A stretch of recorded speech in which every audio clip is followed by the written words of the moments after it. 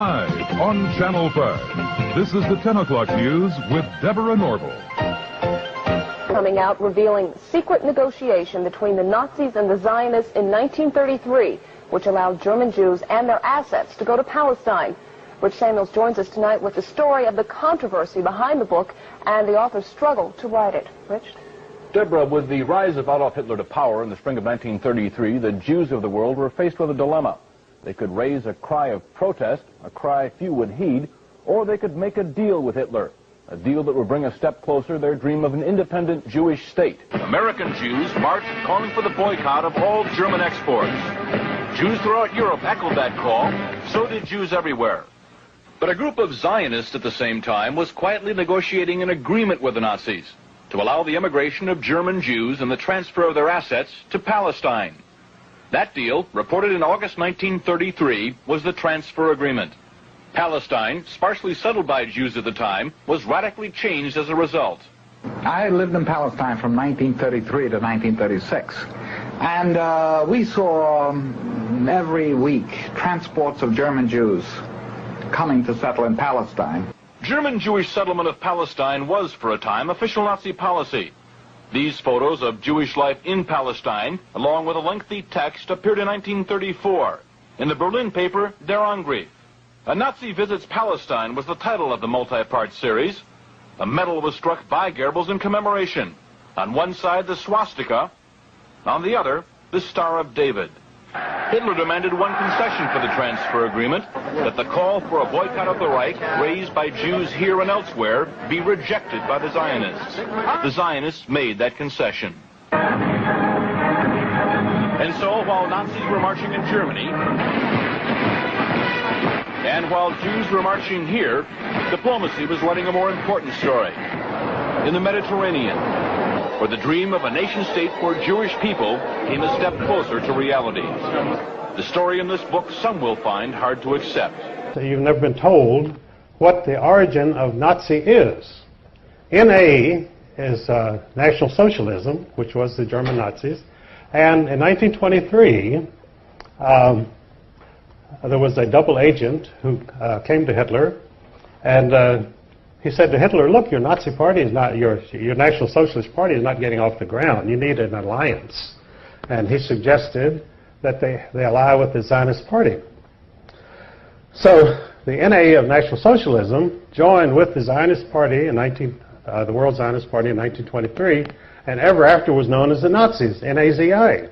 The ZI was for Zionists, but of course no one knew that, because our popular mythology is that the terrible Nazis were attacking the Jews.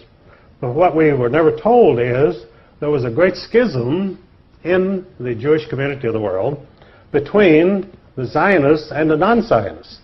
You see, the non-Zionists were the Orthodox Jews who believed you could not have a Jewish state until the Jewish Messiah came. They didn't acknowledge Christ as Messiah, so they were waiting for their own Jewish Messiah to come. Then you would have a Jewish state, and that Jewish state would rule the world. But the Rothschilds in 1828 decided they couldn't wait for the Jewish Messiah, so they started what they called Reform Judaism under Moses Hess. And Reform Judaism said, yes, you can have a Jewish state before the Messiah comes. And the reason you could have it was the Rothschilds had made so much money, they said, we'll buy our own state. So the Rothschilds sent people out to the Middle East to have Jewish settlements, and which is today the State of Israel, totally created by the Rothschild money. And so Reform Judaism then became the cause of a great schism between Orthodox Jews and Reform Jews. Now, no one has ever told you this, I'm sure, but you think that the Jewish community is monolithic. In fact, it's split sharply down the middle. But even today, they have riots in the Jewish parliament between the Orthodox Jews and the Reform Jews. And they cannot agree on anything because the basic premise is a fundamental disagreement over whether a Jewish state should even exist today. So in Germany in 1923, the German Jews were quite prosperous and quite happy, and they were not interested in becoming Zionists, and they were not interested in going to Palestine. After all, they had beautiful mansions in Germany. They had symphony orchestras, they had art, they had everything, and they were accepted in the community. As Ezra Pound said, Germany was the least anti-Jewish country in Europe. When you went over into Poland and Russia, you had very strong feeling against Jews.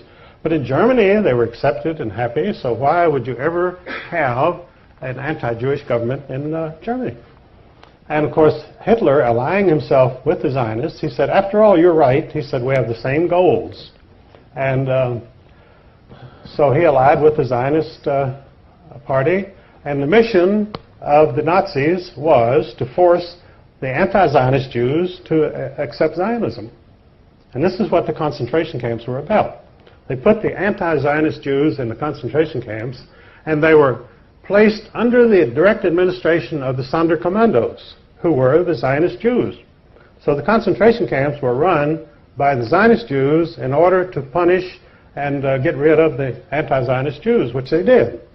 And of course, that's a part of the Holocaust that you were never told, that this was a fundamental Jewish disagreement, which the German people, that Daniel Goldhagen wrote a book in which he said all Germans cooperated in their anti-Jewish feeling and the Holocaust, which was not true at all. The Germans did not even know what was going on, most of them. It's just like in the United States, when we were perfecting the atomic bomb and bombed Hiroshima and Nagasaki, the American people knew nothing about it. It was forbidden to mention the atomic bomb. I was serving in the Air Force at that time. We never heard of any atomic mission or atomic bomb until the bomb was dropped on Hiroshima. So you could say the American people are guilty of the greatest atrocity, the dropping of the atomic bomb on Japanese civilians. But that isn't true. The American people knew nothing about it. I knew nothing about it in the Air Force. And I was right there. So these things go on without the knowledge of the people or the approval of the people. But of course, they have to accept the results. These things happen, and you're stuck with it. So this is the real story of Zionism, that the Nazis. So then, well, if the Nazis had allied with Zionists, why didn't the Nazi Party survive? Well, what happened was, in 1945, after the German military was defeated, they brought in the German leaders, the German generals at the Nuremberg trials, tried and convicted and executed them. They had to execute them because they didn't want them around to testify that about the alliance between the Nazis and the Zionists. So they had to die, and they were executed for that reason. Because, they told about the atrocities that the German generals had committed. But German generals are like any other generals. They don't really commit atrocities. The troops under their command may commit atrocities, but they don't commit any atrocities themselves. These German generals didn't go around shooting Jews or anybody else. But they were executed, and so the Zionist secret was safe. And now the Zionists were now in command of the world, because their National Socialist allies were now gone from history, and the Zionists had a free reign, so they set up the State of Israel. And in fact, some Jews themselves even claim that there should be a statue to Adolf Hitler in Israel, because he created the State of Israel, which is absolutely true. Without Adolf Hitler, Israel would not exist. The Jews would still be dispersed, and they would have no country. But George Steiner, a very famous Jewish writer, proposed this about 10 years ago. He said, why don't they put up a statue to Adolf Hitler in Israel? Well, they're not likely to. And because there again, the big job of the criminals is to keep the truth from the people. They want, not only do they want you not to find out anything, but they flood you with disinformation. Most of the stuff that you get in the press is absolute lies. And if it's not lies, it's spin or distortions. In other words, they give you 10% of the truth, and the rest is all distortions. And they demonize people so that you're filled with anger against the Holocaust people who murdered all the Jews in Germany. And people do get very angry because of these things. And they don't even know what they're angry about, because they're not told the facts. and never will be told the facts, because the press is totally in the hands of the bankers. Because news is a high-budget, capital-intensive operation. You need a lot of money. You need a staff covering the whole world, and it's a very expensive situation. So the average truth seeker is not going to start his own television station or newspaper, because he doesn't have the $100 million that you need to even get it off the ground. So we're reduced to meetings like this, which are very good. And we also, God apparently was merciful on us, and he gave us the internet. Because